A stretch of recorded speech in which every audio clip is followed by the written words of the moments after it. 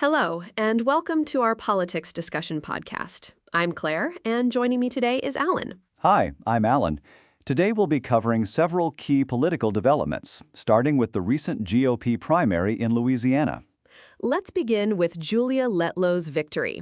She won the Republican nomination for the U.S. Senate in Louisiana, backed by former President Donald Trump. That's right. The reporting indicates that Letlow defeated State Treasurer John Fleming. Can you tell us more about the context of this race? Certainly. The primary was significant because it involved a test of Trump's influence. Letlow was his endorsed candidate, and her win delivers another victory for him.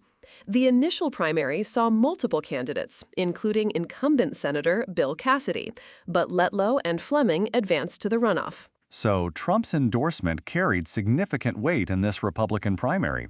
How does this impact the broader political landscape in Louisiana? Letlow's win means that the Republican Party now has a strong candidate for the Senate race. Given Louisiana's political leaning, this could significantly influence the general election outcome. That's a good point. Now, shifting gears to international news, there's been a significant escalation in the Middle East. Can you walk us through what's happening there? Iran's paramilitary Revolutionary Guard launched drone and missile attacks targeting Bahrain and Kuwait in response to U.S. airstrikes. The statement from the Guard threatened a complete halt in negotiations to end the war if the U.S. continues its attacks. This escalation is concerning. The U.S. airstrikes were likely a response to perceived threats from Iran. How does this fit into the broader context of U.S.-Iran relations? The situation remains highly volatile. The U.S. has been critical of Iran's military activities and support for various militant groups. Iran, in turn, views U.S. actions as aggressive. This back and forth has been ongoing for years, with periods of relative calm punctuated by escalations. What's the potential impact on regional stability, given that Bahrain and Kuwait are involved? The involvement of these countries raises the stakes. Both are significant players in the region, and any conflict involving them could draw in other nations. It could also affect global oil supplies, given their proximity to major oil-producing areas. Let's move to another domestic story. Former President Trump announced he's nominating Lance Schroyer, a former Oklahoma State trooper, as the next ICE director. What are your initial thoughts on this nomination?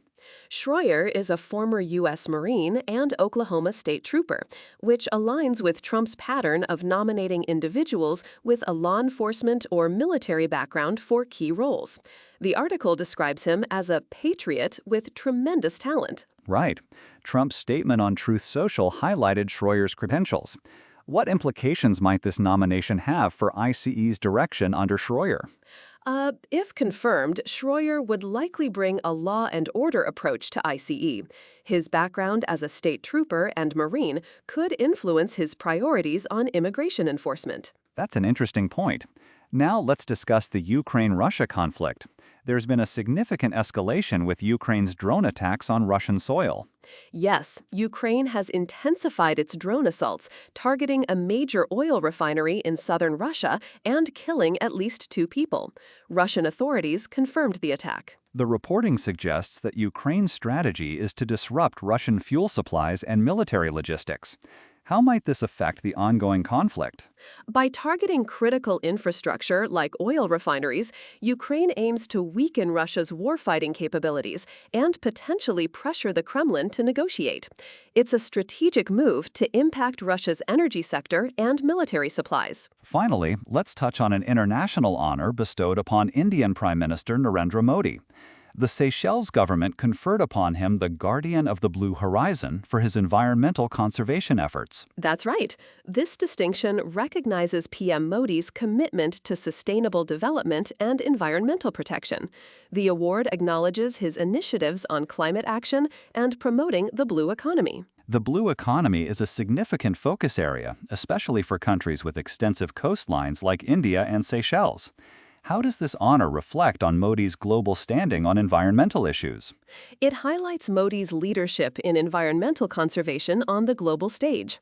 Such international recognition can enhance India's diplomatic and environmental cooperation with other nations. As we wrap up today's discussion, it's clear that these stories cover a wide range of geopolitical and domestic issues. Indeed, from the implications of Trump's endorsements in U.S. politics to escalations in the Middle East and the Ukraine-Russia conflict, there's much to consider.